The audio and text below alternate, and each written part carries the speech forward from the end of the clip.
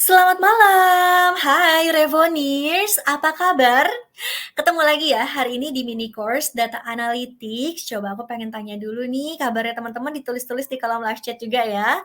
Mudah-mudahan kalian yang ikutan sesi hari ini semuanya semangat dan sehat-sehat supaya kita bisa mendengarkan materi dengan lancar ya. Oke, teman-teman hari ini seperti yang kalian sudah ketahui kita bakal ada practical simulation part kedua. Jadi kalau kemarin kita sempat membahas salah satu tools di bidang data analytics, nah hari ini kita akan membahas tools lainnya yang pastinya masih sama-sama ada di bidang data analytics supaya teman-teman bisa punya gambarannya ya, gimana sih cara mengoperasikannya dan gimana nih cara mengolah data dan lain sebagainya. Nah, dan hari ini kita akan ketemu lagi sama Kak Muhammad Asmi Fansuri atau yang biasa disapa dengan Kak Asmi. Buat yang kemarin belum ketemu sama Kak Asmi, aku mau kenalin dulu. Jadi Kak Asmi ini salah satunya adalah data analyst di e-commerce company dan juga merupakan instructor yang mengajar di full stack program. Jadi kalau kalian sudah mendaftar ke full stack nih mungkin nanti bisa ketemu juga ya sama Kak Asmi di kelas full stack program.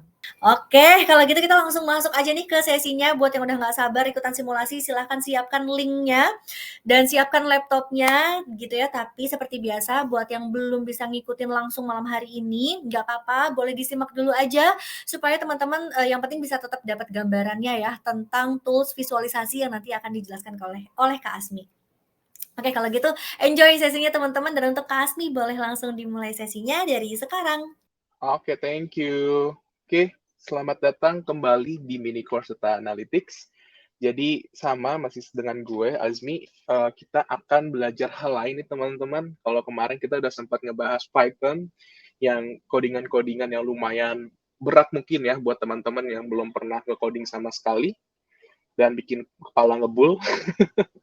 Tapi kalau hari ini kita akan belajar yang lebih simpel, teman-teman.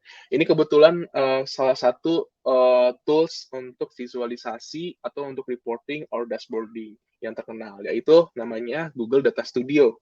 Atau sebenarnya sih akhir-akhir ini namanya jadi Looker Data Studio. Tapi sama aja sebenarnya.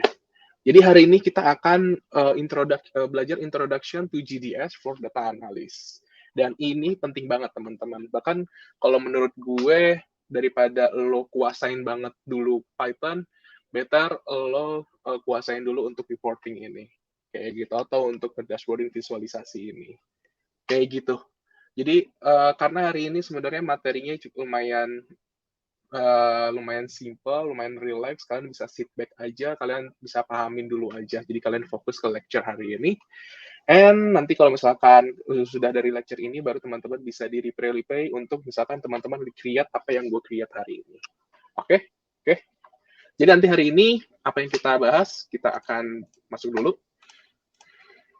Nah, jadi untuk learning objective hari ini, sebenarnya ada dua aja, yaitu pertama Introduction to Google Data Studio atau Looker Data Studio. Nanti gue ceritain kenapa gue sebut Looker Data Studio sekarang. Habis itu nanti kita akan belajar how to create visualization in Google Data Studio. Bahkan nanti kita create visualization-nya itu udah dalam bentuk dashboard, teman-teman.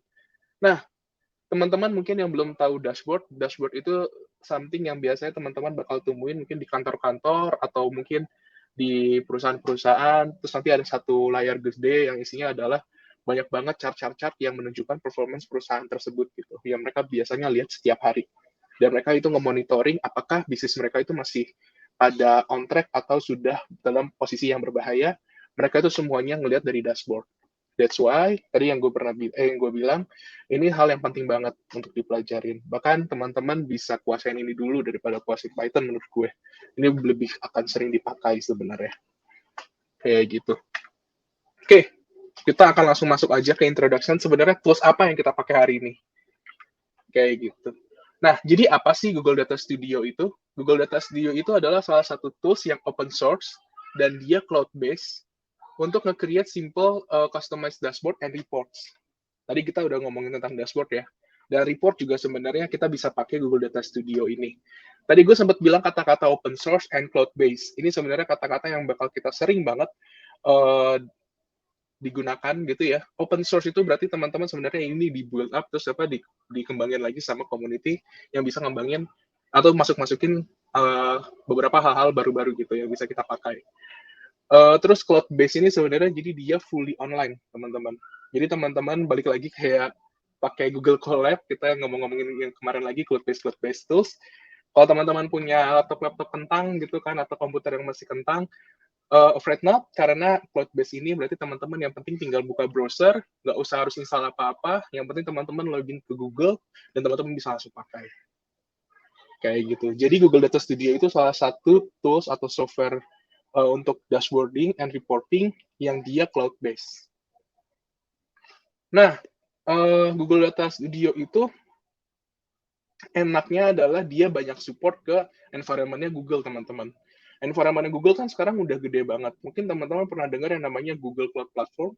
Jadi itu environment data Google yang biasanya perusahaan-perusahaan besar pakai, dan itu tidak murah, teman-teman. Nah, jadi kalau teman-teman pernah dengar yang namanya Google Analytics, or Google Docs, or Google BigQuery, itu semua untuk ke-connect-in ke Google Data Studio sangat gampang, teman-teman. Dan itu fully online, teman-teman nggak ada harus ngelakuin apapun di lokal teman-teman atau di komputer lokalnya teman-teman gitu. Yang penting teman-teman bisa pakai internet, dan nanti yang kerjain adalah semuanya komputernya Google. Kayak gitu. Nah, untuk ngebuka si Looker Google Data Studio atau Google Data Studio ini, teman-teman bisa langsung aja ke linknya datastudio.google.com. Tadi gue sempat beberapa kali menyebutkan Looker. Looker itu apa? Jadi sebenarnya gini, teman-teman. Mulai pertengahan tahun 2022, sebenarnya Google itu mengakuisisi Looker. Looker itu salah satu software lain yang gunanya kurang lebih sama, teman-teman. Nanti teman-teman bisa dicari aja. Ini judulnya, artikelnya dari Bringing Together the Best Both Sides of BI with Looker and Data Studio. Jadi gue sekarang dapat aksesnya udah bukan Google Data Studio lagi, tapi Looker Data Studio. Karena sudah di-merge gabung sama si Google ini. Kayak gitu, teman-teman. Nah, oke. Kita akan lanjut lagi si GDS or LDS mungkin, karena sekarang udah jadi Looker Data Studio. Nah, kenapa sih kita pakai GDS sebagai DA gitu? Kenapa orang-orang pakai GDS gitu? Mungkin gue akan cerita dulu sebenarnya untuk visualization tools atau dashboard itu bisa pakai apa aja. Di luar sana sebenarnya Google Data Studio ini cuma salah satu pilihan, tapi banyak pilihan-pilihan lain yang ada tersedia, yaitu yang terkenal ada Power BI. Power BI itu adalah software dari Microsoft, teman-teman, yang gunanya adalah untuk nge-create dashboard juga. Dan Power BI itu juga gratis, teman-teman. Kayak gitu. Cuman Power BI ada yang desktopnya yang harus diinstal di komputer, teman-teman. Kayak gitu. Jadi Power BI itu untuk pakai fully-nya itu harus diinstal. And then ada lagi yang terkenal, teman-teman, namanya Tableau. Tableau itu apa? Tableau juga sama, itu untuk dashboarding juga and reporting. Dan di mana nih sebenarnya paling terkenal, teman-teman, untuk dashboarding. Dan kalau gue lihat sih banyak yang meranking-kan bahwa Tableau ini adalah nomor 1. Tapi Tableau itu mahal banget, teman-teman. Jadi Tableau itu tidak gratis dan software-nya sangat berat sekali. Kayak gitu. Dan penggunaannya, interface-nya itu lumayan sulit karena dia emang untuk advance level oke banget. Kayak gitu. Ada lagi MSTR, terus ada lagi, pokoknya banyaknya macam-macam deh. Tapi yang sebenarnya top 3 di dunia ini visualization tools kalau menurut gue adalah GDS, Tableau, and Power BI. Kayak gitu. Dan jujur GDS ini adalah salah satu favorit gue. Ada plus minus satu sama lain. Kita akan bahas. Nah, yang pertama, Google Data Studio itu open source. Berarti komunitas ikut kontribusi untuk mengembangkan si Google Data Studio ini. Nanti kalau teman-teman lihat sebenarnya compatibility dari Google Data Studio ke banyak source data dan ke banyak source gitu, itu banyak banget yang udah disediakan, dan itu banyak banget yang emang di-create sama komunitas. Kenapa? Karena balik lagi dia itu open source, teman-teman. Kalau misalkan open source kayak gini, emang biasanya dia bakal update-nya tuh sangat cepat sekali. Kayak gitu. Karena semua orang ikut kontribusi untuk mengembangkan si tools tersebut.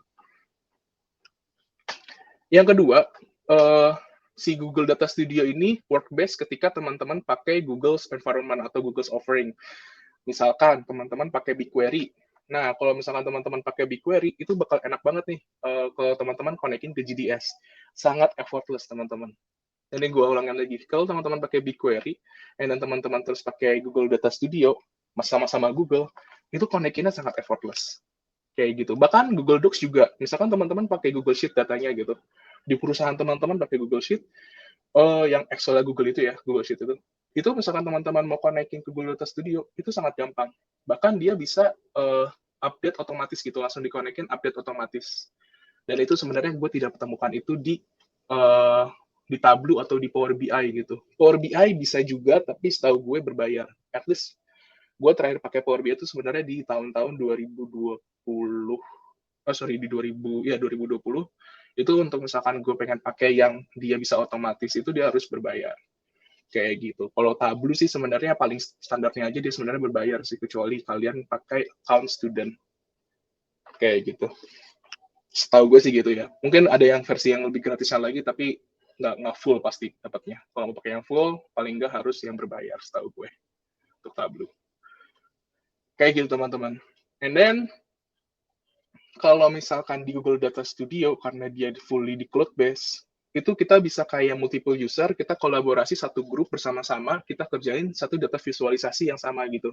Jadi ibaratnya sama aja kayak teman-teman pakai apa ya? Mungkin teman-teman pas udah pernah pakai Google Docs atau pakai Microsoft yang online gitu, Microsoft Word online, di mana-mana yang dimana kita gue update, and then teman gue update, teman gue update gitu di satu file yang sama. Nah, Google Data Studio ini bisa kayak gitu. Jadi enak banget. Habis itu Google Data Studio itu sangat gampang dikonekin ke data-data. Sebenarnya paling gampang sih menurut gue gitu. Apalagi kalau data-data lo itu ada di environment-nya Google.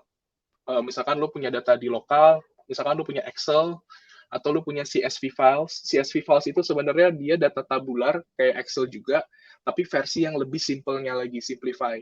Kayak gitu. Kalau Excel kan emang cuma bisa dibuka sama Excel aja gitu.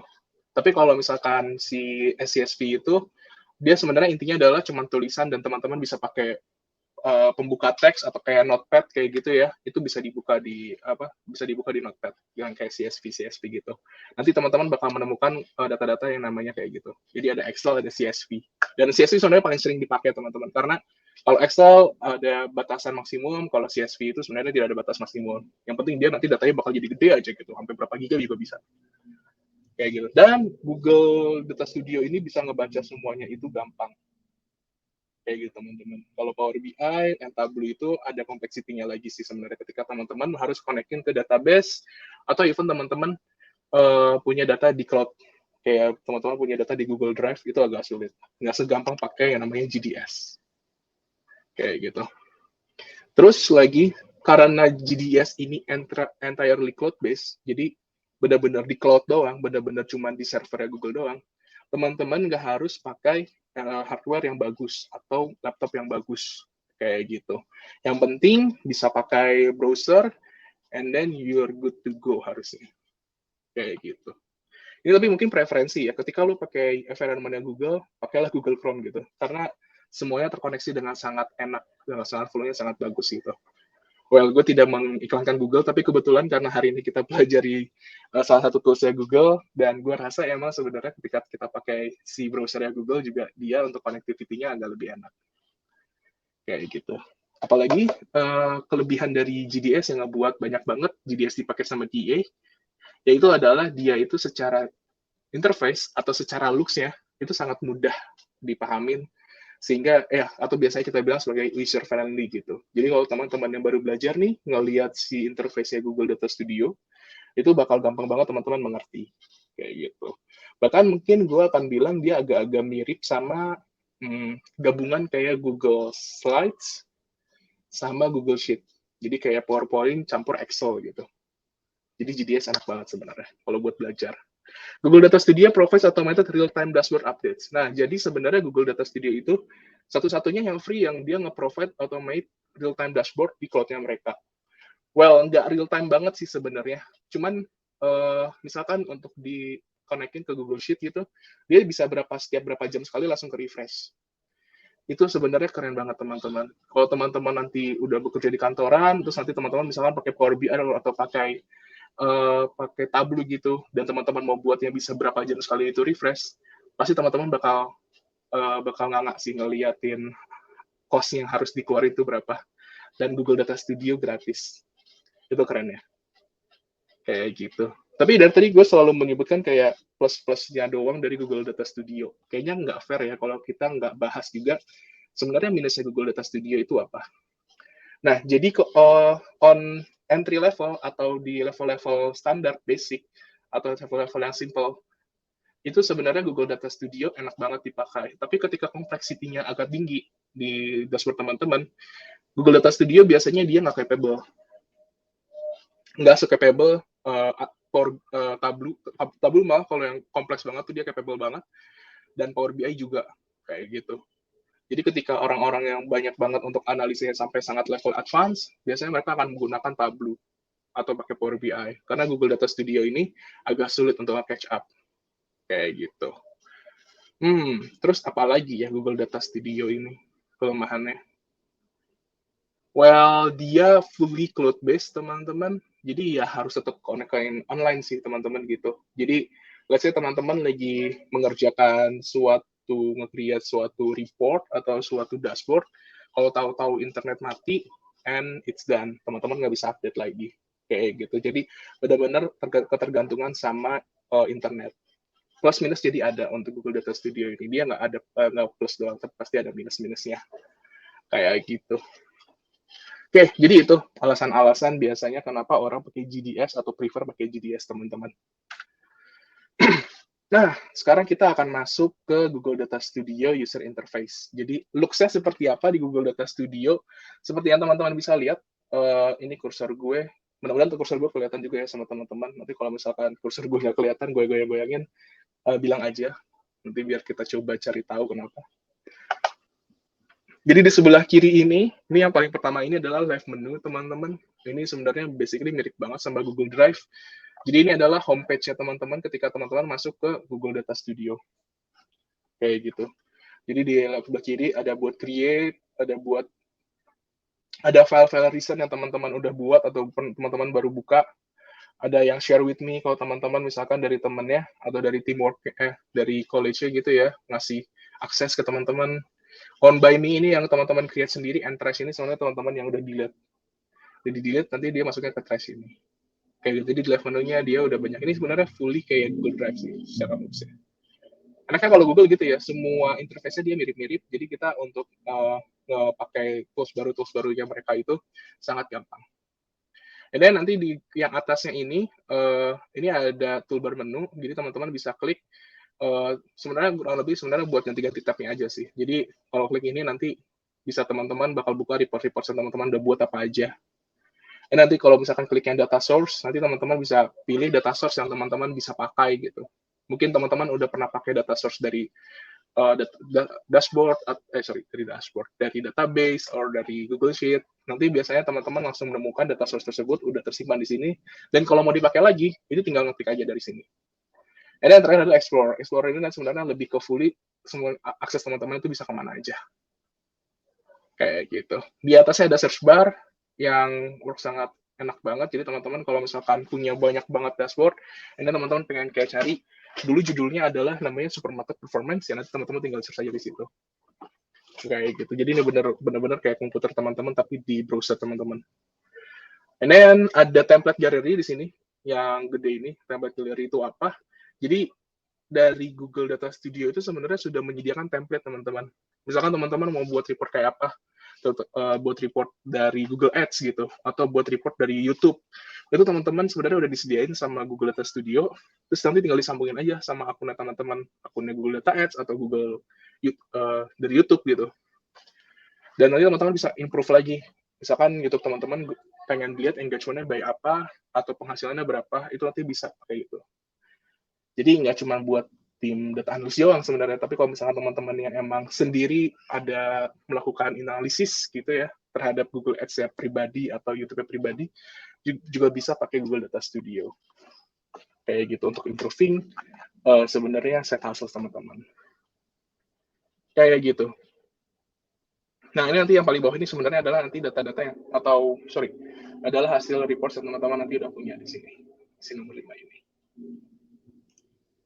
Nah, untuk hari ini, jadi ini salah satu dashboard, contoh salah satu dashboard looks-nya biasanya kayak gini, teman-teman. Jadi, ada beberapa pilihan filter yang kita bisa pilih, dan nanti kita bisa lihat secara overall, matrix teman-teman itu seperti apa. Matrix di sini kayak revenue, atau mungkin teman-teman kalau di perusahaan tuh nanti ada matriksnya, selain yang masalah duit-duitan adalah seberapa banyak transaksi, volume, frekuensi, kayak gitu. Jadi kayak count ordernya itu biasanya dilihat, kayak gitu. Tapi kadang kalau di kantor-kantor itu biasanya pasti kita mesti ngelihat beberapa detail juga. Dan nanti kita akan create persis kayak gini, teman-teman. Nanti kita praktikalnya akan ngebuat something kayak gini di Google Data Studio. Data yang kita gunakan adalah data yang masih persis dengan data yang ada di lecture-nya Python, teman-teman. Jadi ini adalah data versi clean-nya yang udah dibersihin.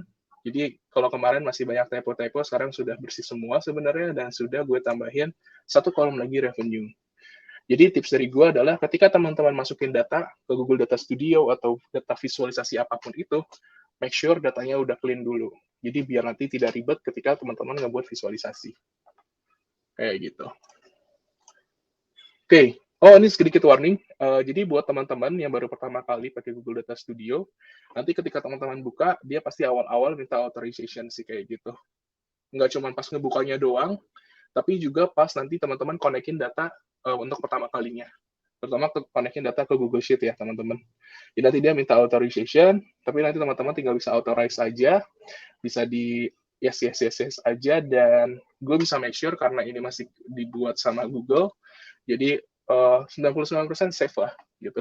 Jadi nggak usah takut. Kayak gitu. Oke? Kalau gitu kita akan langsung masuk ke praktikalnya aja, gimana kita nge-create visualization di Google Data Studio. Nah, untuk datanya ini sebenarnya nanti bisa diakses, ada linknya. Mungkin dari teman-teman dari tim review bisa dibantu untuk di ini ke teman-teman, dikopas ke teman-teman yang mungkin atau di Discord juga bisa gitu. Data yang kita pakai adalah ini teman-teman, jadi nanti yang kita butuhin adalah linknya aja. Sama satu lagi, make sure untuk aksesnya sudah anyone with the link ya teman-teman. Kayak gitu, jadi sudah dibuka untuk umum. Kayak gitu. Sekarang kita akan ke Google Data Studio-nya aja. Tadi linknya udah gue kasih untuk Google Data Studio itu apa. Linknya tinggal buka ini aja, datastudio.google.com. Kayak gitu. Oke? Nah, jadi nanti looks-nya kayak gini teman-teman. Ini tadi yang gue ceritakan ya. Dia sebenarnya interface homepage-nya seperti apa. Ini tadi yang gue bilang, jadi kita bisa lihat yang recent-nya apa, yang share with me-nya apa, yang own by me yang gue create sendiri apa. Nah, di sini template-nya sebenarnya nggak cuma ini doang, teman-teman. Teman-teman jadi bisa klik ini, nanti teman-teman akan langsung menggunakan template-nya. Tapi sebenarnya ada banyak pilihannya. Tuh. Jadi nanti kita bisa klik aja langsung di template gallery sini, kita expand, dan di sini sudah ada banyak banget sebenarnya yang teman-teman bisa coba. Kayak gitu. Nah, di sini ada dari Google Analytics. Mungkin teman-teman pernah dengar Google Analytics. Google Analytics itu salah satu untuk yang men-track, misalkan teman-teman punya website atau platform kayak gitu ya. Jadi engagement-nya seperti apa, per event tracker-nya seperti apa, itu bisa pakai Google Analytics. Kayak gitu. Ini ada yang style BigQuery, jadi ini mungkin langsung dikonekin langsung ke BigQuery teman-teman. Ada yang dari Google Sheet langsung. Ini ada yang YouTube Analytics nih. Mungkin teman-teman yang punya YouTube bisa menggunakan pakai ini. Dan untuk Google Ads sebenarnya banyak banget yang bisa teman-teman explore sih kayak gitu. Tergantung dari kebutuhan teman-teman. Google Ads YouTube Performance dan lain-lain di sini. Ini udah banyak banget. Dan di sini masih baru yang ini semua by Google Data Studio-nya yang buat ya. Belum mungkin nanti ada template-template yang sebenarnya teman-teman bisa cari di online, itu di-create sama teman-teman dari komunitas kayak gitu, bukan dari buatannya Google sendiri. Kayak gitu teman-teman. Kita balik lagi, kita bisa klik ini aja home-nya, si logonya, kita balik ke home-nya. Ini mungkin data source yang kalau misalkan teman-teman udah pakai nanti dia bakal muncul di sini. Kayak gitu. Explorer ini sebenarnya kayak nanti semuanya kalau teman-teman bakal muncul di sini juga sih. Jadi kita bisa langsung aja create baru, kita akan ngebuat report baru. Nah, jadi nanti kalau teman-teman udah nge-create file baru, dia bakal muncul kayak gini. Pertama, dia bakal nutup dulu si page creator-nya itu atau si canvas-nya. Dia langsung nanyain pop-up, data yang mau pakai dari mana nih datanya. Kayak gitu. Ini mungkin karena baru dia gabung sama Looker, sekarang udah ada Looker ya di sini teman-teman ya. Jadi bisa langsung gabung sama Looker. Tapi hari ini sebenarnya kita akan menggunakan Google Sheet, teman-teman. Karena data yang kita dari ini berasal dari Google Sheet. Kayak gitu. Nah, Jadi teman-teman bisa dari sini ya. Jadi teman-teman tinggal create report aja ya. Kalau misalkan ada yang ketinggalan tadi, create report. Jadi kita create report blank, dan teman-teman bisa langsung muncul kayak gini. Atau teman-teman punya data yang ada di lokal teman-teman gitu. Misalkan teman-teman mau pakai CSV atau ya data CSV teman-teman bisa di-upload aja di sini. Atau mungkin mau gabung pakai data yang ada dari Google Ads, bisa dari sini kalau teman-teman pengen ngebuat dari awal.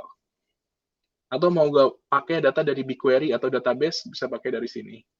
Dan sebenarnya teman-teman masih bisa gabungin banyak hal lagi sih di sini. Mau pakai SQL biasa atau pakai pokoknya banyak banget sih, kayak PostgreSQL juga bisa, kayak gitu.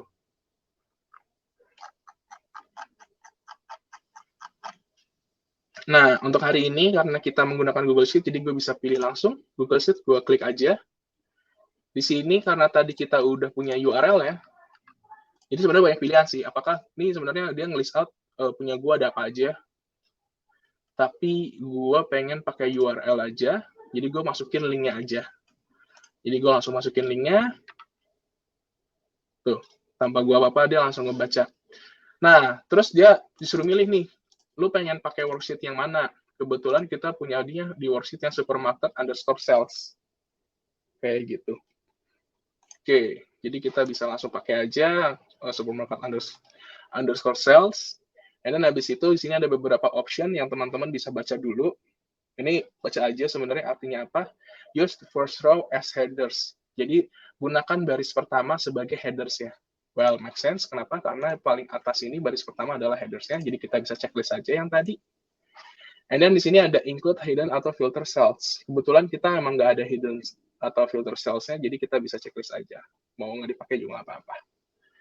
Kayak gitu. Nah, kalau misalkan teman-teman pengen spesifik, gue pengen kayak 100 baris gitu. Jadi gue pengen A1 sampai B100 gitu. 2 kolom, 100 baris. Itu bisa teman-teman disetting di sini. Kayak gitu. Jadi teman-teman nggak harus baca semuanya. Tapi kita akan menggunakan full data dari supermarket swasta yang ada di sini ya, teman-teman. Kayak gitu. Ini kalau misalkan gue kecepatan, teman-teman bisa nanti di-replay lagi. Tapi nanti gue sih mengharapkan teman-teman coba bisa fokus dulu ke apa yang gue menjelaskan hari ini, karena gue akan mengenalkan banyak banget kayak interface-interface-nya, dan nanti teman-teman sebenarnya bisa replay untuk misalkan teman-teman ada create apa yang gue create di sini. Kayak gitu. Jadi kita langsung add aja, kita klik si add-nya. Kalau teman-teman, wait, tadi keklik 2 kali, dia bakal error. Sorry, tadi gue keklik 2 kali. Tapi kalau teman-teman yang misalkan baru pertama kali konekin ke Google Sheet, yang tadi gue bilang, nanti bakal muncul pop-up, bakal minta authorization untuk dia connect ke Google Sheet atau ke Google Drive teman-teman. Itu bisa teman-teman langsung yes aja. Nggak usah takut. Nggak apa-apa. Gue jamin 99% aman. Kayak gitu. Nah, jadi inilah interface kalau misalkan teman-teman udah masuk ke kanvasnya dashboard teman-teman. Kayak gitu. Jadi teman-teman di sini punya satu kayak kanvas gitu, mungkin kayak apa ya, kayak satu slides or satu, ya gue biasanya bilang kanvas sih, satu kanvas, satu page gitu. Dan di sini banyak banget settingan yang teman-teman bisa explore. Tapi kalau gue boleh run terus sedikit, jadi di paling atas sini, ini ada title yang teman-teman bisa ganti-ganti, ada file, edit, view, insert, dan lain-lain. Sebenarnya kurang lebih intinya adalah sama dengan kayak ini lagi sih, sama kayak software-software lainnya, kayak gitu. Banyak settingannya. Ada edit, ada view, insert, ada page. Nah, ini page, ini penting banget. Kenapa? Jadi sebenarnya dalam satu dashboard, dia bisa buat beberapa halaman gitu. Jadi mungkin di halaman pertama lebih fokus ke suatu hal. Mungkin gini, kalau di supermarket, mungkin halaman pertama itu adalah penjualan, halaman 2 itu adalah performance dari staffnya teman-teman. Itu bisa kayak gitu. Jadi di page yang lain itu biasanya udah ngebahas hal yang berbeda. Kayak gitu. Dan di sini kita bisa ngebuat multiple page juga. Dan di sini ada arrange untuk kayak ngatur mana yang lebih di depan dari gambarnya, mana yang di belakang. Jadi di sini banyak banget kita akan main-mainkan dengan nilai estetik, teman-teman. Dan nilai estetik itu sebenarnya penting lah, walaupun emang kalau di data analis itu kan yang penting adalah result, hasil analisanya apa. Tapi kalau misalkan sudah masuk ke daerah visualization, teman-teman harus punya sense of estetik yang bisa teman-teman kasih lihat juga kayak gitu, biar hasil dari dashboard teman-teman itu nggak membosankan lah kayak gitu. And then ada resource. Resource ini apa? Resource ini adalah sebenarnya untuk teman-teman pakai data dari mana gitu dan mau diedit-edit. Tadi kita udah pakai data dari Google Sheet. Nah, itu nanti bisa teman-teman kalau misalnya tambahin ya, gue pengen tambahin data baru, edit data source gitu. Atau gue pengen gabungin dua data jadi satu, gue bisa manage blend dan lain-lain sebenarnya teman-teman di sini. Biasanya sih yang gue pakai cuma buat manage data, edit data source aja sih. Kayak gitu. Gue jarang juga pakai yang lain. Kayak gitu. Dan di sini ada helps, just adalah sebenarnya ya bantuan-bantuan aja. Di sini ada community forum, release notes, segala macam yang teman-teman bisa baca-baca juga. Kayak gitu. Untuk bagian sini, ini sebenarnya adalah something yang sama juga dalam isi-isinya ini. Ini untuk insert page new, insert data baru, sama aja kayak yang ada di sini. Ini adalah insert chart, sama yang ada kayak di sini, tapi dalam bentuk logo, lebih enak dilihatnya. Di sini ada juga insert charts lagi, tapi yang dibuat sama community. Kayak gitu. Jadi karena ini open source, banyak banget komunitas juga ikut andil dalam kontribusi ngebuatin chart-chart yang ada di sini. Nah, di sini ada add control, di mana nanti kita bisa ngebuat filter-filter yang nanti kayak contohnya, kalau di pivot kan kita bisa nge-filter sesuatu gitu ya, kita bisa buat kontrol. Ini kurang lebih sama, kayak gitu. Ini ada URL embed dan lain-lain, ini sebenarnya bagian-bagian dari insert juga. Kayak gitu. Oke. Nah, di sebelah kanan sebenarnya ada dua kolom nih teman-teman yang harus teman-teman perhatiin. Yang paling kanan ini adalah data teman-teman. Jadi data teman-teman kan tadi ada banyak kolomnya nih. Ada date, invoice, payment, dan lain-lain. Itu nanti akan muncul di sini teman-teman. Jadi gue pengen pakai kolom branch. Ini ada datanya. Gue tinggal tarik aja nanti. Gue pengen pakai kolom city, nanti ada di sini. Dan selanjutnya. Yang di sebelah kirinya, ini adalah settingan untuk per masing-masing chart. Jadi misalkan gue klik di canvas nih, gue nggak klik chartnya, nanti dia kosong. Tapi gue nggak klik suatu komponen di sini, nanti dia bakal muncul. Jadi settingan per masing-masing komponen akan muncul di sebelah sini, teman-teman. Kayak gitu. Oke, nah di sini udah kebuat satu table yang dia emang otomatis sih. Nanti kita akan hapus aja karena ini tidak relevan. Gue bisa langsung pencet delete aja di keyboard gue, atau gue bisa klik kanan, delete. Kayak gitu. Mungkin sebelum kita ngebuat dashboard-nya, gue pengen nge-setting dulu temanya sih teman-teman. Ini biasanya something yang gue lakuin di awal. Jadi sini tema-temanya udah banyak banget nih yang bisa teman-teman pakai temanya. Ini ada yang hitam dengan gabungan nanti warnanya adalah biru tua dan biru muda, kayak gitu. Kalau gue sih suka yang dia kontras teman-teman. Biasanya gue pakai ini nih. Jadi mana nanti warna yang dipakai adalah putih sama merah. Kayak gitu. Jadi nanti agak lebih kontras ya, lebih kelihatan warna-warnanya. Cuman hari ini gue pengen coba pakai yang lain, gue akan mencoba pakai yang dia ada background-nya. Kayak gitu. Dan teman-teman sebenarnya bisa layout-nya ini bisa masing-masing di ini sih, bisa di customize lagi. Let's say, ini gue bisa customize di sini, temanya kayak font yang gue mau pakai apa. Kayak gitu. Di sini primary styles banyak banget settingannya yang bisa teman-teman explore gitu, sesuai apa ya? Sesuai sama preference teman-teman. Kayak gitu. Jadi banyak banget yang ini. Ada yang bisa pakai grid, mungkin kalau positif warna-warna apa, kalau negatif nanti warna apa, dan lain-lain. Itu nanti bisa dieksplor teman-teman. Tapi customization itu sebenarnya sampai sejauh itu teman-teman. Kalau untuk bagian sini ada juga dia settingan layout, di mana sebenarnya kayak teman-teman kanvasnya mau segede apa sih gitu. Defaultnya nanti dia pakai ini sih, US letter, landscape. Misalnya teman-teman mau portrait juga bisa.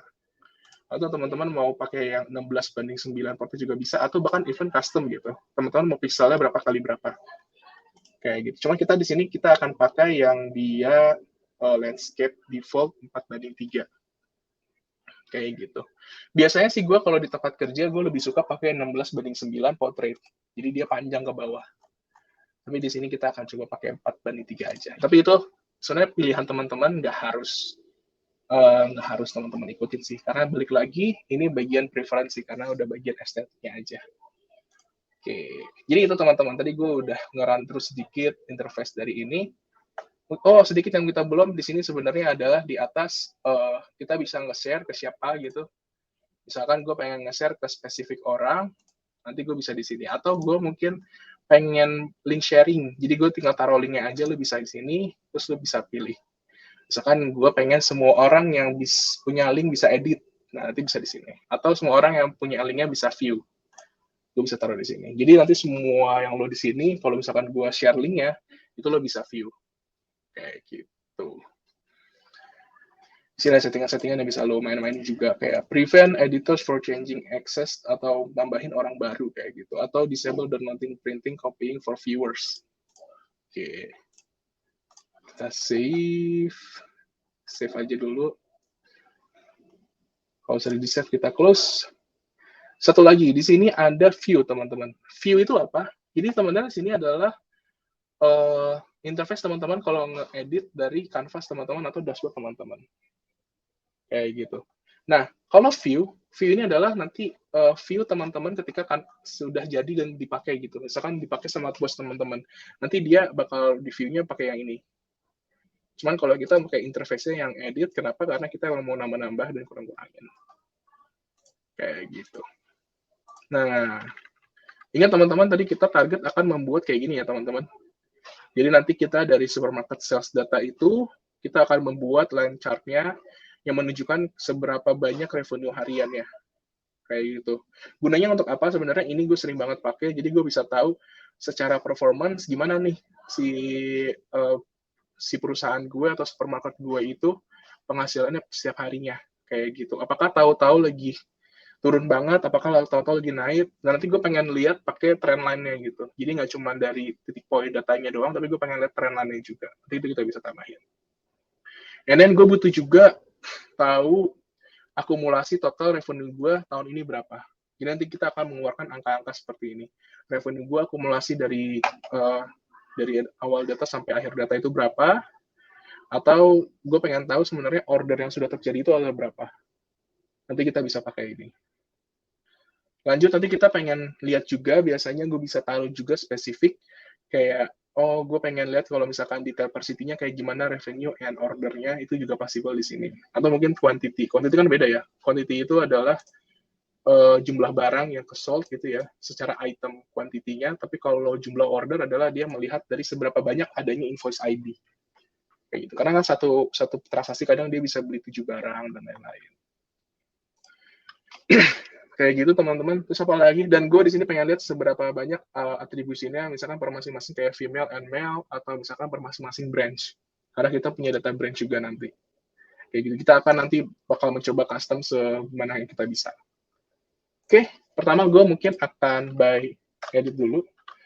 Di sini gue mau ganti nama file gue, atau judulnya adalah supermarket apa ya, performance sale. Gue enter aja langsung, dan dia langsung kesimpan supermarket performance sales.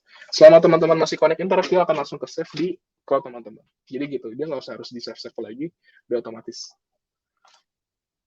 Pertama, tadi apa yang kita akan membuat? Kita akan ngebuat dulu si line chart-nya ini. Caranya gimana? Caranya teman-teman bisa klik di sini nih, add a chart. Jadi di sini adalah buat penambahan chart teman-teman. Klik, dan ini banyak banget pilihannya. Sebenarnya teman-teman, ada yang gauge, ada yang tree map. Jadi tree map ini nanti kotak-kotak gitu. Ada pivot table, ada yang scatter plot, ada area plot, ada pie chart atau donut chart. Sebenarnya gunanya sama aja. Nanti kita pakai donut chart deh, lebih keren soalnya. Kalau teman-teman pakai data kota atau data tempat, teman-teman bisa pakai ini, bubble map gitu. Jadi nanti ada map-nya gitu. Tapi kita hari ini tidak ada data map-nya. Jadi, tapi untuk line chart kita pakainya ini teman-teman. Time series chart yang gambarnya ini. Di situ dibuatnya udah gambar-gambar, jadinya sangat enak yang milih-milihnya kayak gitu. Oke, jadi kita bisa langsung klik aja datanya. Chart-nya. Tadi kan langsung pilihan tuh langsung keluar. Kita tinggal langsung klik aja di mana aja bisa. Dan ini kita bisa bebas. Kita free mau pindah-pindah kemana-mana. Kayak gitu. Nah, ini mungkin gue agak gedein sedikit ya. Sangat kecil sekali sepertinya. Gue akan panjangin juga. Gue gedein sedikit. Kayak gitu. Nah, ini otomatis dia langsung bakal kayak gini. Tapi isinya ini apa? Isinya adalah nanti dia otomatis naruh record count. Record count itu apa? Jumlah baris. which is sebenarnya tidak terlalu make sense ya untuk data kita. Tapi ini emang dia otomatisnya dari defaultnya Google Data Studio, teman-teman. Jadi dia bakal langsung naruh record count atau sebenarnya jumlah barisnya berapa. Kayak gitu. Dia otomatis langsung naruh dimensionnya atau si x-axisnya sebagai date di sini. Jadi sebenarnya date dari ini ya, dari kolom kita. Cuma kita mesti ganti nih metriknya. Yang kita mau lihat apa? Revenue. Jadi kita bisa langsung put aja. Caranya gimana? Ini kan settingan dari chartnya nih, yang sebelah kiri. Dan sebelah kanan adalah data available yang kita bisa pakai. Kita bisa langsung tarik aja revenue di sini. Tadi gue langsung tinggal di drag and drop aja. Record count-nya kita ilangin. Nah, ini udah revenue nih, datanya nih. Tuh, revenue-nya berapa setiap hari. Dan ini udah langsung auto ke sum, teman-teman. Sum itu adalah penambahan ya, teman-teman. Kalau ini sama persis kayak di Excel. Oh, gue pengennya bukan sum, gue pengennya tahun. Atau gue pengennya average per harinya berapa. Ini bisa langsung diganti di sini. Tadi gue ulang ya. Kalau misalkan gue mau ganti jadi average, gue bisa langsung ganti di sebelahnya ini tulisan sum. Gue klik kiri aja, dan langsung ada pilihannya. Average, count listing, maximum each day, or variance even. Tapi kita akan gunakan sum aja. Karena much more sense pakai sum ya, daripada pakai yang lain kayak gitu. Oke, di sini teman-teman udah create satu chart kayak gitu. Oh, mungkin teman-teman tadi gue agak nggak ngeliat ke komen, soalnya agak jauh komennya. Kalau misalkan teman-teman punya pertanyaan, nggak apa-apa, ditaruh aja dulu di komen, nanti kita pasti kayak kemarin di akhir kita akan jawabin satu-satu, kayak gitu. Mudah-mudahan hari ini kita punya waktu lebih banyak, sehingga kita bisa ngejawabin lebih banyak pertanyaan ya teman-teman. Kayak gitu. Oke, di sini ada beberapa settingan ketika teman-teman masuk chart, dan setiap chart dia mempunyai settingan yang berbeda-beda teman-teman. Jadi, teman-teman harus explore sendiri sebenarnya untuk bagian ini. Tapi kalau di sini gue akan mungkin tambahin optional matrix. Gue akan aktifkan dengan klik aja optional matrixnya tadi. And then optional matrix gunanya untuk apa? Jadi nanti ketika gue udah publish si dashboard ini, orang lain yang pakai dia bisa mengganti matrixnya. Dari revenue mungkin gue ganti jadi apa ya? Mungkin quantity. Quantity gue put di optional matrix. Kayak gitu. Jadi nanti orang bisa pilih optional matrixnya. Gue nggak mau revenue, gue pengennya quantity gitu. Nah, ini adalah tren dari kuantitinya. Penjualan hariannya berapa kuantitinya. Bukan jumlah ordernya, tapi jumlah kuantitinya ya. Kayak gitu. Itu teman-teman. Habis itu, settingan apa lagi mungkin yang gue tambahin? Oh, sekarang kita ke bagian style. Tadi kan ke setup datanya. Sekarang kita ke bagian style. Nah, di sini banyak banget teman-teman yang bisa teman-teman explore sebenarnya. Di sini mungkin gue tidak akan mengganti jadi bars karena gue pengennya lancar. Show data point, jadi adalah kelihatan titik-titiknya gitu, per masing-masing ini, titik-titik datanya. Kayak gue akan pakai. Nah, ini yang bakal keren nih. Kita bisa langsung put trend line-nya. Ini sama kayak di Excel, ini juga bisa langsung put trend line. Dan di sini langsung sama, kita bisa put trend line-nya. Di sini kita akan pakai trend line yang linear aja. Kayak gitu. Sebenarnya kalau teman-teman perhatiin secara detail, secara trend line dia agak turun ya sebenarnya. Turun sedikit gitu. Jadi dia trend line-nya dari Januari sampai Maret dia agak turun sedikit. Oke, sekarang kita coba kasih detail yang lebih tinggi untuk si trend line-nya. Sorry kalau di background gue agak berisik. Ponakan gue kayaknya lagi main-main soalnya deket gue. Jadi agak berisik, mohon maaf. Di sini untuk ngeganti warnanya bisa pilih di sini aja. Jadi gue pengen custom warnanya mungkin hijau deh biar lebih kontras gitu. Jadi kelihatan trend line-nya. Itu possible juga kayak gitu. Gue gedein lagi biar lebih enak. Cakep. Nah, terus banyak settingan-settingan lagi. Misalkan gue pengen left x, y axis-nya seperti apa. Nanti bisa teman-teman explore. Misalkan gue pengen taruh title. Ada tulisan revenue-nya, bisa. Atau nanti di x-axis-nya gue pengen nambah title juga. Itu bisa. Ya, gue pengen tambah grid biar ada kotak-kotaknya atau nggak pakai grid biar nggak ada kotak-kotaknya itu bisa. Even bahkan per masing-masing font size-nya gue bisa pilih-pilih tuh teman-teman. Labelnya mau di mana atau font yang gue pakai apa itu juga bisa. Kayak gitu. Jadi Di bagian style ini kurang lebih adalah ya stylenya kayak gitu. Jadi bisa bisa stylenya seperti apa lu pengen ngebuat chartnya kayak gitu. Dan ini balik lagi nih settingan untuk chart line chart doang ya. Kalau misalkan gua klik ke canvasnya lagi, dia udah langsung hilang. Settingan ini per masing-masing chart jadi ya teman-teman, per masing-masing komponen yang teman-teman punya. Kita udah create satu si line chart. Sekarang kita akan ngebuat highlight score atau highlight chart. Itu dimana tadi kalau misalkan di gambar ini kita punya kayak akumulasi revenue kita berapa sih sejauh ini gitu. Itu penting banget teman-teman, ini bakal sering banget kepake sama bos-bosnya teman-teman. Biar gue tahu sebenarnya sekarang itu kita udah untung sampai berapa sih kayak gitu. Itu kalian buatnya gimana? Kita bisa langsung add the chart lagi di sini. Kita klik aja. Habis itu kita bisa pilih yang namanya scorecard teman-teman. Scorecard, ini langsung keluar bayangan kayak gini, teman-teman bisa langsung taruh aja di mana aja. Nah, dia langsung kepilih scorecard-nya, dan di sini kita bisa gede kecilin, dan di sini langsung keluar kayak setup-nya, datanya seperti apa. Kayak gitu. Metrik yang dipakai di sini langsung otomatis revenue. Jadi di sini udah sesuai apa yang gue mau. Gue mau pakai nge-highlight revenue-nya. Tapi mungkin kita akan coba sedikit mainin di style-nya ya teman-teman. Jadi mungkin sini gue agak gedein dikit. Gue akan ke settingan style.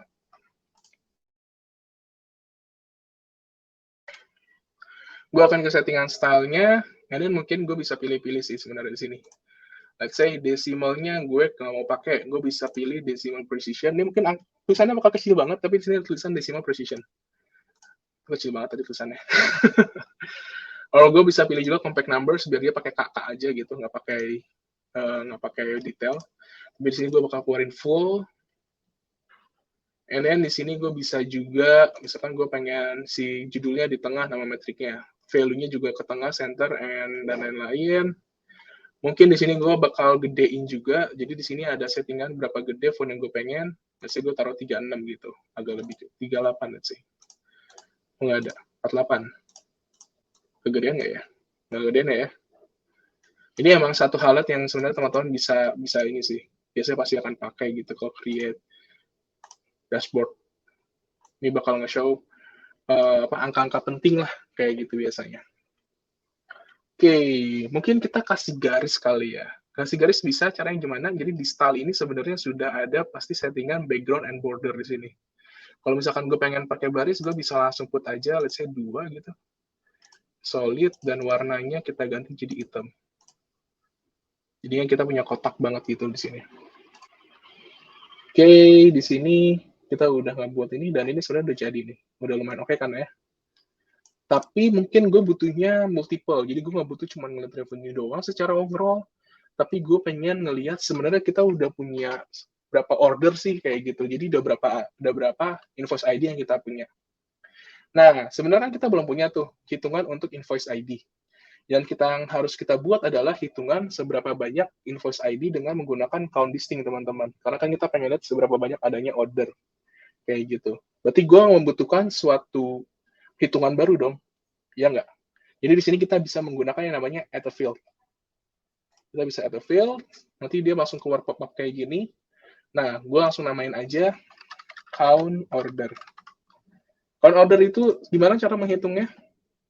Count underscore listing. Bisa langsung di tab aja tadi, jadi karena udah ada pilihannya, gue bisa langsung tab count listing dari invoice. Ini bisa langsung buat tab, gitu. Count listing dari invoice ID. Dia langsung ngecekin apakah rumus kita benar apa enggak gitu. Kalau misalnya kalau ada yang salah, nanti dia langsung keluar error di sini rumusnya. Tanpa harus kita save dulu. Jadi count order kita adalah count listing dari invoice ID, dan kita save aja. Kalau sudah di save, nanti dia bakal muncul juga di sini. Jadi ini adalah available fields kita ada apa aja, dan kita bisa done, dan dia akan muncul langsung di sini. Yang mana ya? Count order. Oke, gitu. Nah, parameter, jadi itu tadi adalah fields, teman-teman. Itu adalah sebuah hitungan yang teman-teman custom. Kalau parameter itu adalah sebuah variabel bebas yang bisa teman-teman custom juga. Tapi parameter itu sebenarnya sifatnya lebih advance lagi. Dan jujur karena settingan di GDS itu tadi kita udah bisa lihat banyak banget kan. setup-nya, and then styles-nya. Jadi sebenarnya kita tidak akan menggunakan parameter di hari ini gitu. Biasanya sih ini on advanced level. Kalau di Tableau biasanya gue menggunakan parameter untuk spesifikin mana aja data yang gue pengen tambahin gitu. Misalkan cuma data akhir bulan doang kayak gitu, itu bisa kita put dengan parameter. Atau mungkin kita buat filter isinya matriksnya apa gitu. Apakah yang cuma ada flex satunya doang yang gue buat custom variable, itu bisa. Jadi sebenarnya parameter ini on another level lagi teman-teman untuk penggunaannya. Tergantung kebutuhan teman-teman. Lo tahu lo bakal butuh parameter apa enggak ketika teman-teman lo udah stuck, habis itu teman-teman cari caranya di internet, dan pasti banyak banget nanti yang oh ternyata harus pakai parameter loh. Nanti di situ teman-teman baru akan belajar menggunakan parameter. Kayak gitu teman-teman. Oke, jadi kita udah punya nih cara count order di matriks kita. Kita akan ngebuat persis kayak gini, tapi isinya adalah count order. Karena sama aja sebenarnya, biar gue nggak usah harus setting ulang dari awal, gue bisa klik kanan, and then gue duplicate. Kayak gitu, gue duplicate. Itu kan isinya masih revenue ya. Gue turunin dulu. Gue tinggal ganti aja nih metriknya. Dari revenue, gue ganti jadi count order. Kayak gitu. Jadi gue tidak usah harus buat create lagi dari awal. Oke, kita udah punya line chart yang memperlihatkan data harian kita seperti apa revenue-nya. Kita punya highlight numbers di sini, card, dan kita udah punya dua, ya dimana isinya adalah revenue total kita dan count order kita secara total. Mungkin kita akan ke atasnya dulu. Atasnya betternya emang kita biasanya taruh-taruh filter, teman-teman. Kayak gitu. Oke, jadi untuk taruh filter tersebut, kita bisa menggunakan di sini, teman-teman, namanya add control. Pertama, kalau misalkan mau date, gue akan menggunakan ini, teman-teman. Date range control. Jadi untuk filter waktu, kita akan menggunakan date range control. Nah, kayak gitu. Jadi sini langsung otomatis, teman-teman. Misalkan nanti teman-teman mau data dari kapan sampai kapan, itu bisa possible. Kayak gitu. Dan di sini banyak settingannya sih teman-teman. Misalkan cuma 7 fulfillment days, last 14 days, dan lain-lain. Tapi lebih enak teman-teman bebasin kayak gini. Jadi gue bisa pengen lihat, oh data November aja sampai Desember aja gitu. Start date, end date-nya apa. Kayak gitu. Jadi di sini kita bisa taruh aja. And then mungkin, kalau dari data ini, gue lihat dia ada possibility beberapa branch. Possibility beberapa city, mungkin kita akan put itu ya teman-teman sebagai filter. Jadi mungkin ngasih gini, case-nya adalah mungkin bos-bos tiap regional, let's di region city-nya Yangon atau Naipitau, bener nggak ya bener bacanya? Yangon atau Naipitau atau Mandala itu punya satu masing-masing punya manajer gitu ya, dan dia pengennya fokusnya ya di city-nya mereka aja gitu. Gue nggak butuh tahu Yangon berapa, Napita berapa, yang penting gue misalkan manajernya Mandala, ya Mandala aja berapa. Jadi mungkin better kita put juga filternya. Tapi kalau misalkan nanti di dunia kerja, biasanya teman-teman akan coba komunikasiin dulu dengan teman-teman stakeholders, sama manajemen dan teman-teman. Kira-kira yang mereka butuh point of view-nya seperti apa. Kayak gitu. Tapi di sini kita akan asumsi aja, karena kan kita tidak ada stakeholders aslinya, jadi kita langsung taruh, misalkan di sini, tadi gue bakal naruh filternya menggunakan add control, dan gue menggunakan yang namanya drop down list. Jadi nanti kita punya list down yang kita bisa klik-klik, oke gitu. Di sini, tapi gue tidak akan date, yang gue pakai adalah, let's say, city-nya. Dengan asumsi ya, mungkin manajernya nanti akan pakai gitu. Nah, nanti kalau misalkan udah dipilih city, teman-teman kalau misalkan diklik di sini, dia bisa dipilih datanya langsung ke filter. Misalkan gue pengen naik Pitau aja, ini bisa nih. Nanti datanya bakal ngikutin semua, kayak gitu. Jadi misalkan gue manajernya Mandela, ya gue melihatnya langsung Mandela aja. Oh, revenue gue segini. Oh, count order gue segini. Oh, trend gue seperti ini hariannya, kayak gitu. Tapi karena kita buatnya buat general, jadi kita akan pilih dulu semuanya. Oke, gitu. Satu lagi deh, mungkin gue pengen per by branch gitu. Jadi kita punya branch juga. Ini gue bisa, oke, sebelum ke sana, tadi di sini sebenarnya ada angka kan di sini ya. Ini sebenarnya adalah angka revenue dari matriks ini. Jujur gue biasanya tidak menggunakan angka tersebut, karena buat apa gue taruh matriks ini ya. Jarang gue pakai juga, jadi biasanya gue hapus. Gue lebih suka polosan. Kayak gitu. Oke, mungkin gue akan duplicate. Gue akan taruh sebelah kanannya lagi. Kenapa? Karena gue akan ngebuat satu filter baru, yaitu adalah filter branch, teman-teman. Sesimpel tinggal duplicate, and then gue taruh lagi di sebelah kanannya branch. Kayak gitu. Sekarang jadi gue udah punya 3 filter nih. Oh, gue pengen fokus di branch-nya B aja. Well, ini agak lama karena dia full online ya, teman-teman. Nah, gue pengen fokus di yang A atau C juga bisa nanti kayak gitu. Jadi enak banget sebenarnya teman-teman. Jadi teman-teman bisa filter, put, tapi disesuaikan juga sama kebutuhan bisnis teman-teman atau kebutuhan stakeholders teman-teman nanti kalau misalkan sudah kerja atau di tempat-tempat kerja teman-teman. Kayak gitu. Oke, right. Udah lumayan keren nih sebenarnya, udah lumayan full lah. Apalagi yang kurang? Kita belum taruh headers-nya nih teman-teman. Kita belum taruh title di atasnya. Kalau pakai title di atas kayaknya lebih enak. Jadi kita bisa langsung put aja text-nya menggunakan ini nih. Logonya yang A ini di atas kanan. Kita bisa put di sini text-nya kita tulis supermarket performance. Sales performance ya harus saya.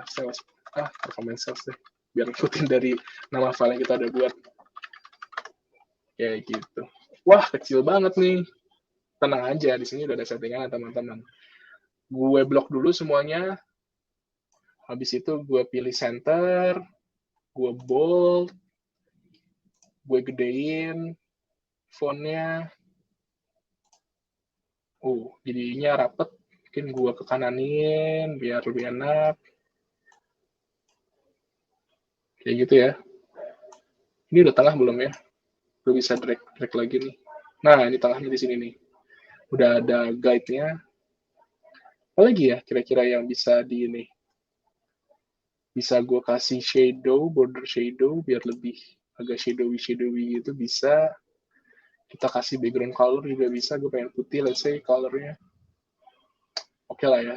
Udah mulai kelihatan seperti dashboard beneran ya. Oke gitu. Ini bisa kita pindah-pindah lagi biar lebih compact lagi. Tapi kita buat yang compact, nanti kita akan ngebuat beberapa something lagi di bagian bawah kayak gitu. Jadi kita udah ngebuat si title seperti apa. Dan di sini sebenarnya banyak banget settingan yang teman-teman bisa explore. Kayak overflow settings, background and border seperti apa, paddingnya seperti apa, even bahkan font yang tersedia tuh apa. Kayak gitu. Coba gue aneh-aneh. Oke, jelek. Kalau jelek, Ctrl Z aja. Langsung dibalik lagi. Undo. Jelek. Oke, kayak gitu teman-teman. Lanjut lagi, tadi kalau nggak salah gue punya something custom yang gue pengen buat juga, yaitu nanti gue ngebuat table yang dimana dia banyak angka-angka yang lebih detail dengan revenue-nya berapa, kuantitinya berapa, kayak gitu. Dan kita nanti akan ngebuat pie chart-nya juga. Jadi kita ngebuat combination dari table and bar chart, dan kita ngebuat pie chart. Kita akan buat table-nya dulu tadi. Table yang customized, dia ada bar chart-nya. Jadi di sini udah ada pilihannya teman-teman. Ketika teman-teman klik add a chart, nanti di sini ada yang namanya table with bars. Kayak gitu. Jadi bisa langsung diklik aja table with bars di sini. Kita taruh di bawah. Dan di sini dia otomatis langsung naruh dimensionnya date and matrixnya revenue teman-teman. Ini emang otomatis dari sana suka ganti-ganti gitu sih. Jadi bisa kita kecilin dulu and kita taruh di sini karena memang data kita kecil. Tapi gue akan panjangin sampai kanan. Karena nanti kanan sini kita akan taruh si pie chart aja. Tapi di sini dimensionnya atau si per baris, gue pengennya itu mungkin bisa multiple ya. Kalau misalnya mau multiple sebenarnya gampang teman-teman. Biasanya gue pengen gender, dimensionnya, combination dengan payment. Ini persis apa yang kayak kemarin kita lakuin kalau nggak salah. Oh, sorry, kita kemarin bukan itu. Kita kemarin product line. Nah, jadi gue bisa langsung tahu gender, product line, revenue-nya berapa. Kayak gitu. Tapi kalau misalkan mau satu-satu juga bisa, kita bisa menggunakan settingan drill down. Kayak gitu. Oke, tapi gue mungkin akan menggunakan satu aja. Female dulu. Mungkin tambah tadi product line. Mungkin apa lagi biasanya teman-teman pengen lihat gitu. Mungkin payment. Nah, nanti bisa kita drill down aja. Gue pengen pilih yang mana. Oke, matrixnya revenue, oke, udah make sense. Yang kita mau pakai emang revenue, tapi di sini gue pengen nambah satu lagi, yaitu mungkin kuantitinya. Jadi gue bisa langsung punya 2. Nah, di sini. Jadi kita kayak punya dua langsung bar chart yang langsung kelihatan. Tapi mungkin lebih enaknya lagi, biar lebih informatif, kita kasih angkanya ya. Cara kasih angkanya gimana? Kita bisa langsung ke style. Nanti kita bisa pilih di bagian, mana ya? Nah, di matrix 1 kita adalah revenue, teman-teman. Jadi per masing-masing matrix di sini sudah ada settingannya. Contoh di sini ada bar chart, ada heat map, bisa dipilih juga heat map itu warna ya. Ada lagi numbers, numbers ya numbers doang. Tapi di sini kita akan pakai bar chart, tapi bar chartnya kita show numbernya. Nah, enakan kayak gitu. Ini ada settingan untuk si headernya, si revenue-nya itu mau tulisannya di tengah, di kanan, apa di kiri. Gue akan taruh di tengah aja. Kayak gitu. Ini mungkin bagian-bagian per masing-masing pemisah kolomnya gue akan lebih mainin lagi biar lebih proporsional. Dan mungkin di sini gue kasih settingan compact numbers, teman-teman. Jadi gak usah langsung detailnya aja, tapi gue pengen tahu angkanya kira-kira berapa. Kayak gitu. Untuk si matrix kedua atau si kolom kedua, kita bisa pakai hal yang sama. Jadi di sini kita bar, and then di sini kita show number, kita pakai compact number, si header quantity-nya itu kita bisa taruh di tengah, di center. Jadi lebih enak dilihatnya. And then, ya, itu tadi. Kita bisa kayak taruh target juga kalau misalkan teman-teman punya target gitu kan. Misalkan teman-teman targetnya di angka 1.000 lah. Kayak gitu. Nanti bisa put juga. Kayak gini. What else ya? Bisa font juga diganti-ganti dan segala macam. And di sini ada border background kayak biasa yang lain-lain. Kayak gitu. Jadi kita udah punya nih satu combination table yang sudah ada numbers-nya dan juga ada bar chart teman-teman. Dan ini sangat informatif. Dan tadi kalau teman-teman ingat kita udah taruh multiple dimension ya. Jadi kita bisa lihat by gender, by product line, and by payment teman-teman. Tapi kita di sini kita buat drill down. Jadi biar apa? Jadi kita nanti bisa kayak gini teman-teman. Gue turunin satu jadi product line. Oh, oke, dapat detailnya nih. Gue turunin lagi jadi cash and wallet. Kayak gitu. Jadi bisa diturun-turunin gini. Jadi enak ya. Jadi kita bisa multiple point of view di situ langsung. Tapi detailnya sampai number dan bar chart-nya juga langsung kelihatan. One last thing, kita akan nge-create pie chart. Atau mungkin sekarang kita pakainya donut chart aja ya. Kayak gitu. Sebenarnya sama aja, cuman mungkin view-nya secara looks-nya lebih enak. Mungkin gue lebih suka pakai donut chart ini. Jadi mungkin gue akan kecilin dulu, gue akan sesuaikan dengan space yang kita punya. Nah, matrix yang kita mau pakai apa nih? Matrix yang kita mau pakai di chart ini. Count order kah? Oke lah, count order gitu kita pakai lah di sini. Jadi kan tadi kita udah revenue and quantity, sekarang kita pengen lihat volume order by gender gitu. Contohnya. Berarti kita bisa taruh gender di sini. Sama persis kayak tadi, jadi kita di bagian sininya, di bagian dimensionnya, kita bisa put drill down juga kayak tadi. Jadi kita bisa multiple nih lihatnya. Jadi nanti kita bisa ganti-ganti. Contoh, di sini gue melihat volume by gender. Gimana kalau gue lihat volumenya by payment juga? Or let's say nanti kita pengen lihatnya by product line. Nah, nanti kita bisa cari aja. By product line yang paling banyak lah ya. Jadi lebih kelihatan secara proportionnya gimana. Kayak gitu. Oh, mungkin nanti gue pengen nambahin lagi lebih ekstremal lagi. Gue pengen matrixnya bisa diganti-ganti. Contohnya gue nggak mau cuma dari count order doang, tapi gue pengen lihat volume secara revenue gitu. Jadi gue bisa langsung put aja optional matrix, dan nanti gue put revenue. Jadi nanti gue bisa pilih juga, oh gue pengen revenue, bukan mau count order gitu. Oh gue pengennya count order bukan revenue, itu juga bisa. Jadi banyak banget settingannya teman-teman. Kayak gitu, di sini ada sortingnya dari paling awal sampai akhirnya apa, data range-nya itu bisa dari apa. Kalau misalkan auto, nanti dia bakal ngikutin data range yang ada di sini, tapi kalau kita custom juga bisa sebenarnya teman-teman. Styles, oke, styles sebenarnya di sini kita bisa pilih macam-macam sih. Jumlah maksimal slide-nya berapa, and then di sini semakin tebal semakin ininya bisa juga di-check di sini. And then di sini mungkin yang gue mungkin akan tambahkan adalah yang lebih make sense untuk dipakai, pakai border teman-teman. Karena di sini aneh banget kalau nggak pakai border. Entah kenapa gue melihatnya gitu. Ini agak aneh kalau nggak pakai border. Jadi di sini tebelnya gue tambah 2 untuk border dan gue akan menggunakan warna hitam. Kayak gitu. Mungkin di sini gue tambah border juga ya. Ternyata sangat telanjang sekali lancar kita. Gue tambah border deh di settingan style. Jadi gue tinggal klik aja si chartnya, gue ke bagian style, and then nanti gue bisa put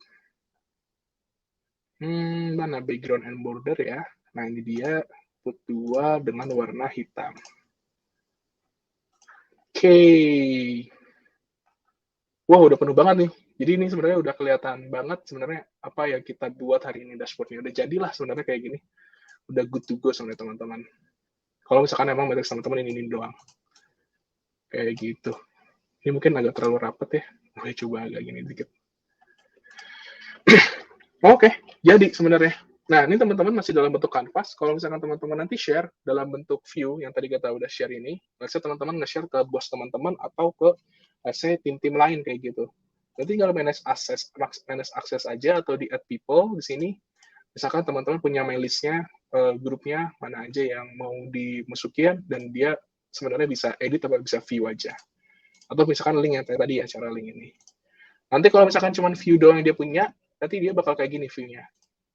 Nah, jadi kalau teman-teman nanti kasih itu ke bos teman-teman atau ke stakeholders, ini dia view-nya cuma kayak gini doang. Nggak banyak yang sebelah kanan dan sebelah kirinya tuh nggak ada tuh setting-settingannya.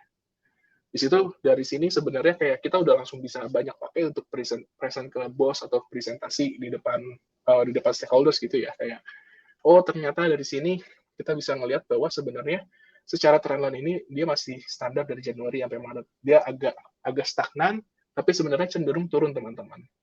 Kenapa? Kita bisa lihat dari garis trendline-nya ini sebenarnya agak turun sedikit. Itu kelihatan dari grid-nya, teman-teman. Grid yang sini sebenarnya grid-nya udah menuju agak ke bawahnya kayak gitu. Dari Januari sampai Maret sebenarnya kita bisa lihat bahwa revenue kita sekitar 307.000 dan dengan total order sekitar 1000-an. Let's say nanti ada pertanyaan, emang sebenarnya seberapa banyak sih volume di volume di revenue kita yang datang dari fashion? Oh, datang dari fashion segini, tapi gue ganti dulu nih matriksnya. Gue ganti revenue. Kayak gitu. Oh, dari food and beverage sebenarnya dia 17%. Or dari home and lifestyle itu sebenarnya dia 16%. Kayak gitu. Oh, nanti misalkan teman-teman mau ngepresentasi ke spesifik, misalkan manajer di spesifik city. Itu bisa juga teman-teman tinggal pilih aja di sini. Gue pengen nge-present ke teman-teman yang ada di Mandalay. Inilah performance kalian kayak gitu. Sales kalian lumayan parah ketika dari Januari 17 sampai Januari 25 di sini.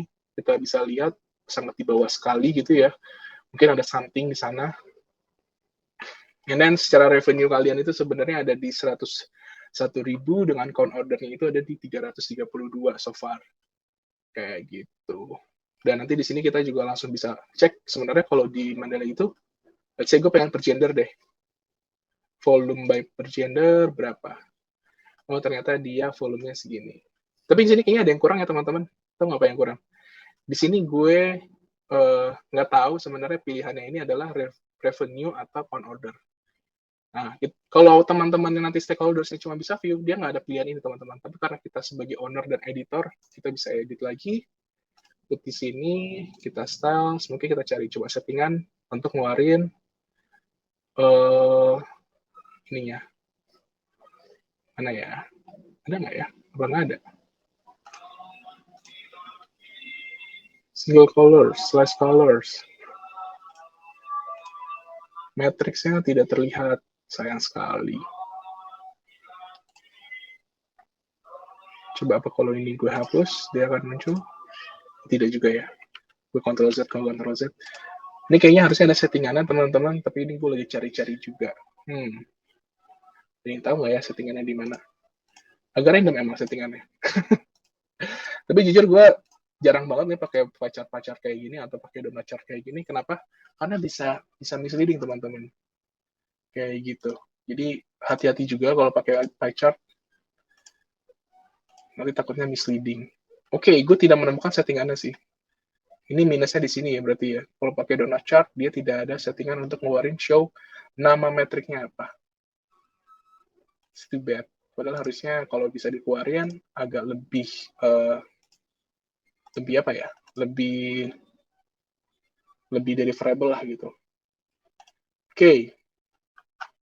Oke, tapi kita udah ngebuat ini semua dan di sini sebenarnya tinggal good to go dipakai. Oke, selesai. Jadi mungkin gue akan coba recap lagi apa yang tadi kita udah lakuin. Jadi kita udah ngelakuin dari pertama kita sudah mengenal apa itu Google Data Studio. Tadi kita juga udah run through sebenarnya Google Data Studio itu plus minusnya apa aja dan kenapa banyak teman-teman DA yang menggunakan Google Data Studio. Plusnya apa tadi? Yang pertama emang tadi open source dan dia itu sebenarnya sangat enak untuk teman-teman yang pakai Google Environment. Habis itu dia juga untuk nge-connectin data sangat gampang. User friendly sekali. Situsnya tadi yang seperti kita udah lihat kan ya, tinggal drag and drop, drag and drop, drag and drop. Bahkan tadi gue kayaknya hampir tidak menggunakan keyboard sama sekali, kecuali buat undo doang karena gue biasanya undo emang biasa pakai keyboard kayak gitu. Oh sama tadi kita nggak buat rumus satu kali, itu gue pakai keyboard cuma di situ doang kayak gitu. Tapi kita juga udah sadar ya beberapa minus-minusnya dari Google Data Studio bahwa ini fully harus online gitu. Jadi kalau misalkan internet gue agak down sedikit, nanti dia prosesnya agak lama kayak gitu. Atau mungkin kalau misalkan teman-teman internetnya mati, ya udah selesai. Teman-teman nanti harus connect internet dulu kalau misalkan teman-teman pengen continue untuk nge-create dashboard tersebut kayak gitu.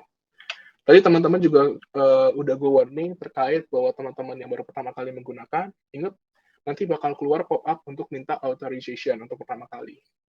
Dan itu teman-teman bisa langsung klik aja yang warna biru authorize itu. Kayak gitu. Dan tadi kita langsung ngebuat juga dashboard-nya dari data supermarket sales, yang dimana ini adalah isinya per masing-masing transaction di supermarket yang kita langsung connect-in ke Google Data Studio. Dan ini adalah hasil yang tadi kita create. Kayak gitu, teman-teman. Mudah-mudahan teman-teman hari ini nggak ngebul ya. Karena hari ini lumayan simple dan sebenarnya ini sangat powerful banget, teman-teman. Kayak gitu. Gimana teman-teman sesinya? Kita sekarang bacain dulu tentang review updates, terutama buat teman-teman yang juga kepingin nih nantinya mungkin kayak Kak Asmi ya bekerja di bidang data analytics atau kepingin terjun ke bidang data analytics, harus ada apa aja sih skill set yang harus kalian siapkan, yang harus kalian miliki dan harus kalian kuasai. Nah di sini aku mau infoin juga. Jadi kalian kalau misalnya kepingin bekerja atau terjun ke bidang data analytics, nah ini adalah skill set yang harus kalian miliki dan wajib dikuasai juga ya, supaya nantinya kalian bisa menjadi talent yang ready dan bisa dilirik nih sama perusahaan, dan pastinya juga untuk skill-skill ini bisa kalian pelajari secara intensif kalau kalian bergabung di Full Stack Data Analytics Program gitu. Karena setiap materinya ini bakalan dibahas 1-2 minggu gitu ya. Bahkan kalau materi Python ini bakalan ada diajarin 3 minggu gitu ya sampai benar-benar ngerti. Terus untuk visualisasi akan ada lebih mendalam lagi juga pembelajarannya supaya kalian nantinya nggak cuma tahu teori tapi juga bisa tahu nih gimana mempraktikkan di dunia pekerjaan.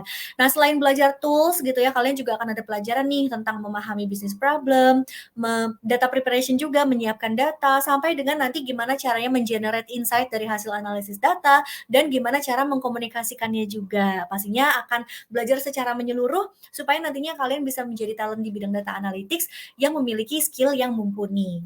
Nah, buat yang penasaran, kira-kira alumni dari Revoyu Full Stack ini udah kerja di mana aja? Teman-teman bisa lihat nih beberapa contoh perusahaan yang sudah berhasil meng-hire alumni ataupun students dari Revoyu. Dan kalau teman-teman juga kepingin kepoin lebih banyak lagi perusahaan-perusahaan apa aja gitu ya, silahkan bisa cek di sosial medianya Revoyu, di Instagram ataupun di LinkedIn.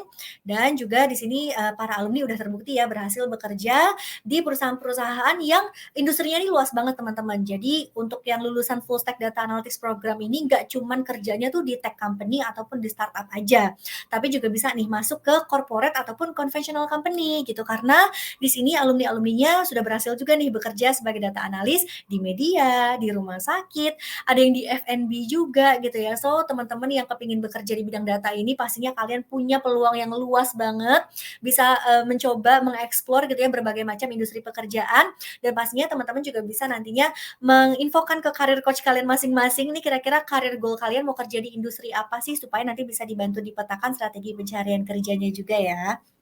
Nah, kalau kalian kepingin mengikuti jejak para alumni ini juga boleh banget silahkan daftar ke Full Stack Data Analytics Program yang nantinya juga harapannya mungkin teman-teman bisa menambah logo perusahaan yang ada di slide ini ya. Nah, karena di program full stack ini ada 2 pilihan yang nantinya bisa disesuaikan juga ya dengan kondisi kebutuhan dan juga career goal kalian masing-masing. Dan untuk kuota kelasnya ini memang terbatas teman-teman, jadi buat yang udah mulai tertarik bisa banget daftar dari sekarang untuk ngetekin dulu kuota kelasnya sebelum nantinya pendaftarannya ditutup gitu. Karena kalau kalian mendaftar setelah kuotanya habis, sayang banget loh nanti kalian harus menunggu lebih lama lagi untuk pendaftaran di batch yang selanjutnya gitu. Mungkin aku jelasin dulu ya, kira-kira apa aja sih 2 program yang bisa kalian pilih. Jadi yang pertama ini ada program 3 bulan, ini khusus untuk skill boosting, belajar secara intensif, belajar secara komprehensif materi-materi yang tadi ini dari mulai understanding business problem, belajar mengolah data, mengoperasikan tool, sampai dengan mengkomunikasikan insight, itu akan dibahas secara intensif di kelas yang 3 bulan dengan tuition fee sebesar 17 juta rupiah nih teman-teman gitu. Sedangkan untuk program yang kedua ini diperuntukkan untuk yang kepingin selain skill boosting gitu ya, kalian juga kepingin dibantu untuk pencarian kerja, maka teman-teman bisa pilih program yang 6 bulan karena di sini juga akan dapat yang namanya career support, bisa untuk career transforming juga, tapi tetap dapat skill boostingnya secara komprehensif ya. Nah, untuk program yang 6 bulan ini bisa kalian dapatkan dengan tuition fee sebesar 20 juta rupiah. Tapi teman-teman nggak usah khawatir ya buat yang pengen mendaftar, nanti setelah daftar ini kalian nggak harus langsung bayar, kalian bisa ikutin dulu tes kecocokannya secara gratis, bisa konsultasi dulu sebelum nantinya kalau sudah dinyatakan cocok ya, sudah lolos semua tesnya, sudah cocok sama programnya, baru kalian bisa memutuskan lagi nih apakah kalian mau ambil opsi pembayaran yang mana dan bisa diskusi lebih lanjut lagi.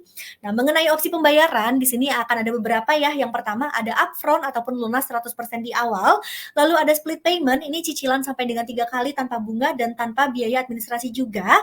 Tapi ada juga nih cicilan dengan tenor yang lebih panjang, mungkin teman-teman mau ambil cicilan sampai dengan 6 bulan, 12 bulan, ataupun 18 bulan, di mana cicilannya ini start dari 900 ribuan per bulannya.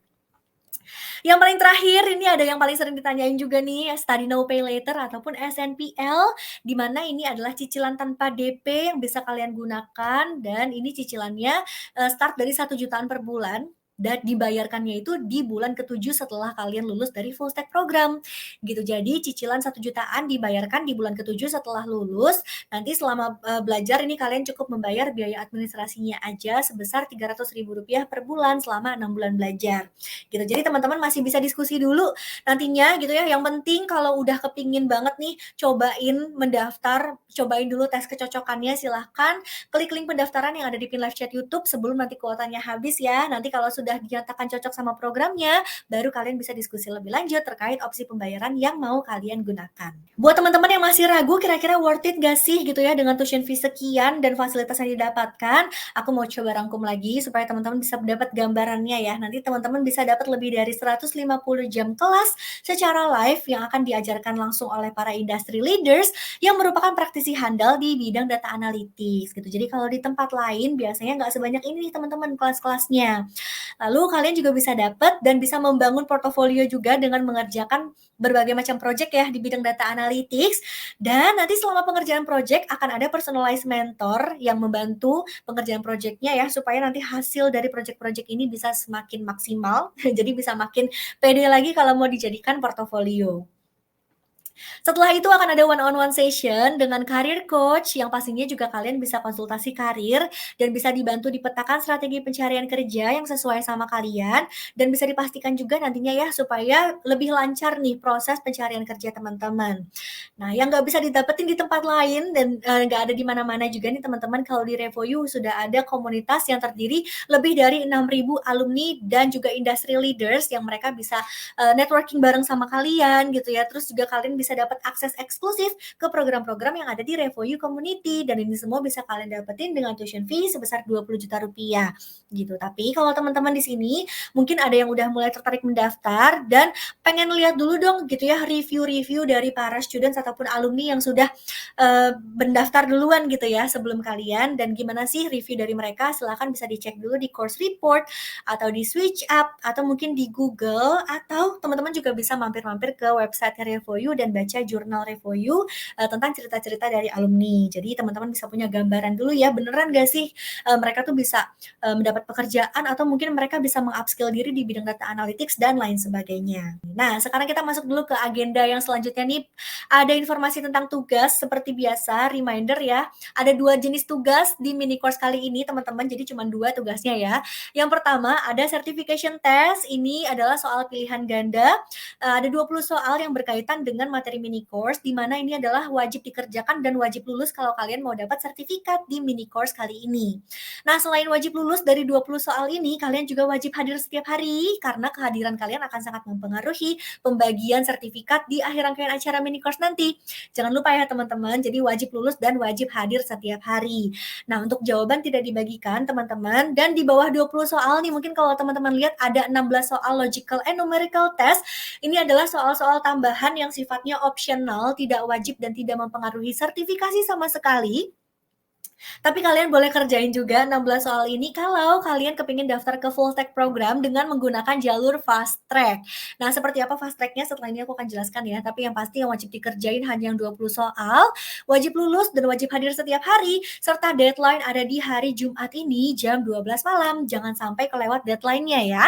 Yang kedua, ada case study atau project. Ini adalah tugas yang bisa kalian kerjakan untuk bisa semakin melatih practical skill, bisa dijadikan juga untuk latihan-latihan tools yang udah diajarin ya selama mini course ini. Dan untuk case study ini tidak wajib teman-teman, optional serta tidak mempengaruhi sertifikasi sama sekali gitu. Jadi teman-teman yang mau mengerjakan case study boleh, tidak wajib, tapi khusus yang mengerjakan case study bakalan dapat kunci jawaban dari review yang bisa diakses seumur hidup. Nah, nantinya bisa dijadikan bahan belajar-belajar lagi ya ke depannya. Dan kalau kalian mau jadiin kunci jawaban tersebut gitu ya sebagai bahan-bahan revisi dari jawaban case study kalian sebelumnya juga boleh banget. Dan nanti kalau kalian pengen menjadikan jawaban case study kalian sebagai mini portofolio dari mini course kali ini juga boleh banget ya. So kalau kalian kepingin juga mengasah practical skill, silahkan dikerjakan case study-nya, tidak wajib teman-teman, tapi buat yang mau ngerjain jangan lupa deadline-nya ini ada di hari Sabtu jam 12 siang, jadi jangan sampai kelewat dari deadline-nya. Nah, aku mau jelasin jalur fast track yang tadi sempat aku sebutin ya, kalau kalian ngerjain juga nih 16 soal di certification test dan ternyata berhasil lulus dari 16 soal tersebut, maka teman-teman bisa dapat jalur fast track yang nantinya bisa membuat kalian lebih cepat kalau mau bergabung ke full stack program, jadi bisa lebih hemat waktu. Nah, jadi kalau kalian mau daftar nih ke full stack sebenarnya harus ngelaluin dulu ya serangkaian tes kecocokannya. Nanti setelah daftar nih ada 3 kali tahapan tes, baru nanti kalian bisa masuk ke full stack programnya gitu. Tapi seperti biasa kalau teman-teman di sini udah ada yang kepingin sekarang buru-buru gitu ya ngetekin kuota kelasnya juga boleh daftar dulu dari sekarang. Klik link pendaftaran yang ada di pin live chat YouTube gitu ya. Tapi nanti kalau ternyata kalian dapat fast track berarti kalian bisa langsung skip aja tahapan initial assessment-nya dan bisa langsung masuk ke tahap esai. Oke, kalau gitu teman-teman, untuk sesi malam hari ini aku cukupkan aja. Terima kasih banyak sudah hadir dan seperti biasa keren banget antusiasmenya. Kita ketemu lagi besok di agenda yang gak kalah seru ya pastinya. Dan teman-teman jangan lupa setelah ini boleh langsung istirahat atau mungkin mau merewatch sesinya juga boleh. Dan mungkin untuk malam hari ini aku cukupkan. Aku pamit undur diri teman-teman. Kita ketemu lagi besok dan sampai jumpa. Dadah!